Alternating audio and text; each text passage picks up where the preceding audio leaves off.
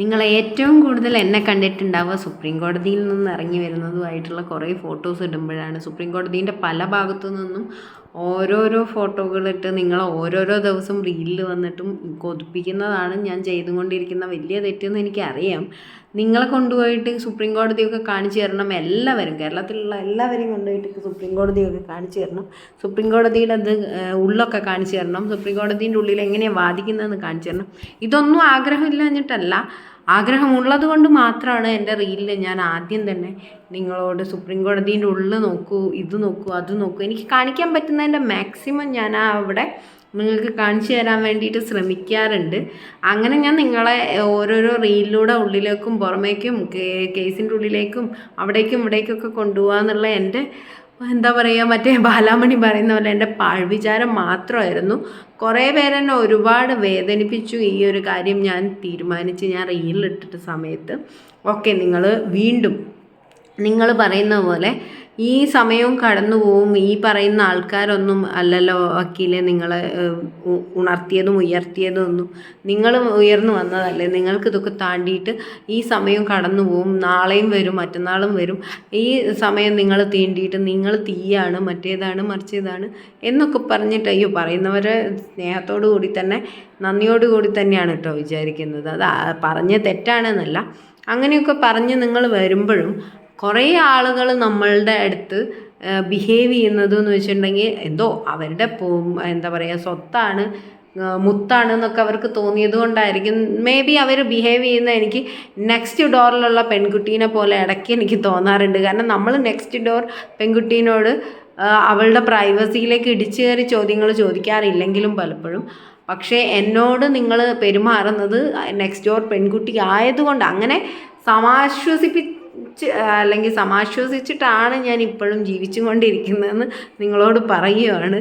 കാരണം ഇങ്ങനെ എനിക്കറിയില്ല ഇനി അതെങ്ങനെ മുന്നോട്ട് പറയണം. ഓക്കെ, എനിവേ എൻ്റെ റീല് കൊണ്ട് ഞാൻ ഇത്രയൊക്കെയായിരുന്നു ഉദ്ദേശിച്ചത്. സോ അത് തന്നെയാണ് ഇനിയും മുന്നോട്ട് ഉദ്ദേശിക്കാനും പോകുന്നത്. എങ്ങനെയാണ് ഞാൻ ജീവിക്കുന്നത്, എങ്ങനെയാണ് എൻ്റെ ജോബ് കൊണ്ടുപോകുന്നത്, എങ്ങനെയാണ് ഇതാക്കുന്നത്, അങ്ങനെയൊക്കെ കാണിച്ചിട്ട് ആർക്കെങ്കിലും ഒരേ ഒരു വ്യക്തിയെങ്കിലും ജീവിതത്തിൽ ഞാൻ കാരണം ഇൻസ്പയർഡ് ആവുന്നുണ്ടെങ്കിൽ അവർ ഇൻസ്പിറേഷൻ മൂലം മുന്നോട്ട് വന്നിട്ട് അവർ ലൈഫിൽ ഇത്രയും ഏജ്ഡ് ആവുന്നതിന് മുമ്പ് ഈ കാര്യങ്ങളൊക്കെ അച്ചീവ് ചെയ്യാൻ പറ്റും എന്നുള്ളത് മനസ്സിലാക്കുകയാണെങ്കിൽ ഉറപ്പായിട്ടും അതായിരിക്കും നന്നാവുക. ഇന്നത്തെ റീലിലും എനിക്കത് തന്നെയാണ് വിചാരം. സോ ഞാൻ 2013 സുപ്രീം കോടതിയിൽ എത്തുമ്പോൾ എനിക്ക് ഒരു മനുഷ്യനെ അറിയില്ലായിരുന്നു. എപ്പോഴും എൻ്റെ ഫാദർ പറയുമായിരുന്നു, അല്ലെ അമ്മ പറയുമായിരുന്നു, എപ്പോഴും നമ്മൾ അറിയില്ല എന്നും പറഞ്ഞ് വീടിൻ്റെ ഉള്ളിൽ 4 ചുവരിൻ്റെ ഉള്ളിൽ ഇരുന്നാൽ മതിയോ മോളെ, അറിയാൻ വേണ്ടിയിട്ടല്ലേ നമ്മൾ ശ്രമിക്കേണ്ടത്. സോ അങ്ങനെ ശ്രമിച്ചാൽ മാത്രമേ നമുക്ക് ഈ കാര്യങ്ങൾ കിട്ടുള്ളൂ. എന്തെങ്കിലും നമ്മൾ ഗെയിൻ ചെയ്യണമെങ്കിൽ അങ്ങ് ഇറങ്ങിക്കോളുക പുറത്തേക്കെന്ന് പറയുമായിരുന്നു. പക്ഷേ ഈ ഒരു ഉപദേശത്തിന് അവർക്ക് തന്നെയാണോ ഒരുപാട് ആൾക്കാരുടെ അടുത്തുനിന്ന് ക്രിട്ടിസൈസ് ചെയ്തിട്ടും ആൾക്കാരുടെ അടുത്തുനിന്ന് ഉപദ്രവം നേരിട്ടെന്ന് എനിക്ക് പലപ്പോഴും തോന്നാറുണ്ട്. അവരെന്നെ പുറത്തേക്ക് കൊണ്ടുവന്നപ്പം മുസ്ലിം ആയതിൻ്റെ പേരിലും കാര്യങ്ങളിലും അങ്ങനെ ഒരുപാട് തട്ടത്തിൻ്റെ പേരിലും ഡ്രസ്സിൻ്റെ പേരിലും പെൺകുട്ടീനെ ഒറ്റയ്ക്ക് നിർത്തുന്നു എന്ന് പറഞ്ഞിട്ടും നിങ്ങൾക്ക് പറയാൻ പറ്റാത്ത എന്തെങ്കിലും ബാക്കി വെച്ചിട്ടുണ്ടോ എന്നുള്ളത് നിങ്ങളാണ് ആലോചിക്കേണ്ടത്. നിങ്ങൾ പറഞ്ഞ എല്ലാ കാര്യങ്ങളും നിങ്ങൾ തന്നെ ആലോചിക്കുക. അതൊക്കെ ഇപ്പോൾ തിരുത്തി പറയാൻ വേണ്ടിയിട്ട് ഒരു സ്റ്റേജ് വന്നപ്പോൾ നിങ്ങളത് തിരുത്തി പറഞ്ഞ് നിങ്ങൾ വന്ന് ഓക്കെ മോളെ എന്നും പറഞ്ഞ് ഓടി വരുമ്പോൾ നമുക്കിതൊക്കെ മറന്നിട്ടുണ്ടോ എന്ന് ചോദിച്ചു കഴിഞ്ഞാൽ പെർട്ടിക്കുലർലി മറന്നിട്ടില്ല. പക്ഷേ അങ്ങനെ മറക്കണമല്ലോ എന്ന് ചോദിക്കുമ്പോൾ നിങ്ങൾ തന്നെയല്ലേ എന്നെ വളർത്തിയത് എന്ന് ഞാൻ തിരിച്ചു ചോദിക്കുന്നു. സോ ഞാൻ വളരെ സ്നേഹത്തോടു കൂടി പറയുന്നു, അതെ നിങ്ങൾ തന്നെയാണ് ഈ ക്രിട്ടിസൈസ് ചെയ്തിട്ടും ക്രിറ്റിസിസംസും ഒക്കെ വന്നിട്ട് നിങ്ങൾ തന്നെയാണ് നമ്മളെ വളർത്തിക്കൊണ്ടിരിക്കുന്നത്. അതിൽ യാതൊരു സംശയവുമില്ല. സോ എന്നെപ്പോലെ ഒരു പെൺകുട്ടിക്ക് ഇതൊക്കെ ചെയ്യാൻ പറ്റുവാണെങ്കിൽ പാരൻസ് കുറച്ചുകൂടി പിള്ളേരെ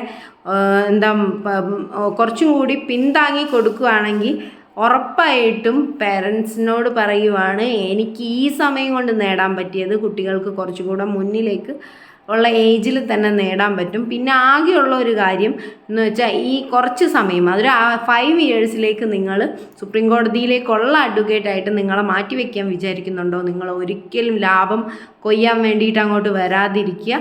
ലാഭം കൊയ്യാൻ ആലോചിച്ച് വരാതെ നിങ്ങൾ നിങ്ങളുടെ പഠനങ്ങൾ മര്യാദയ്ക്കാക്കിയിട്ട് മുന്നേറി നിങ്ങൾക്ക് കാര്യങ്ങളൊക്കെ പഠിക്കണമെങ്കിൽ മാത്രം അങ്ങോട്ട് വരിക.